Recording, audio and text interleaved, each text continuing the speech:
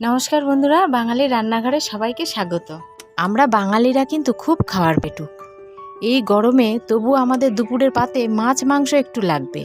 আমি আজকে রান্না করব কম মশলা দিয়ে চিকেনের পাতলা ঝোল। তবে চলুন ভিডিওটি শুরু করা যাক। মাংসটা টক দই দিয়ে আধ ঘন্টার জন্য ম্যারিনেট করে রেখেছিলাম। আদা, পেঁয়াজ, রসুন থেঁতে করে এইভাবে একটা পরিষ্কার কাপড়ের মাধ্যমে আমি ছেঁকে নিয়েছি। তেল গরম হয়ে গেলে গোটা গরম মশলা, আস্ত জিরে, শুকনো লঙ্কা, তেজপাতা ফোড়ন দিয়ে দিলাম।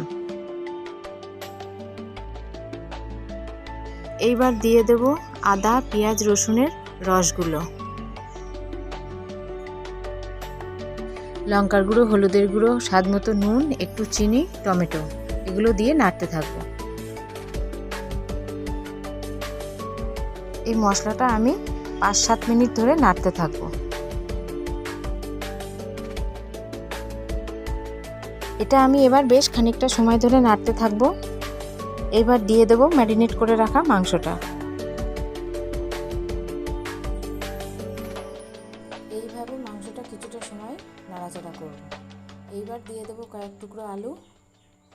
আর একটু মাংসটা রান্না হয়ে গেলে দিয়ে দেবো গরম জল। রান্নায় আমি সবসময় গরম জলটাই ব্যবহার করি। এবার একটু দিয়ে দেবো গোলমরিচের গুঁড়ো। আর বাজারে নানান ধরনের চিকেনের মশলা পাওয়া যায়, আমি এই মশলাটা এটাই একটু ব্যবহার করেছি।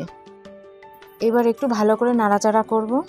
দেখুন সুন্দর ফুটছে, মাংস রান্নাটা আমার হয়ে এসছে। এবার একটু দিয়ে দিলাম গুঁড়ো গরম মশলা। এই রান্নাটা কেমন লাগলো অবশ্যই কমেন্ট করে জানাবেন। লাইক শেয়ার করতে ভুলবেন না। নমস্কার, ভালো থাকবেন সবাই। আবার নতুন কোনো রান্না নিয়ে চলে আসব। ভালো থাকবেন।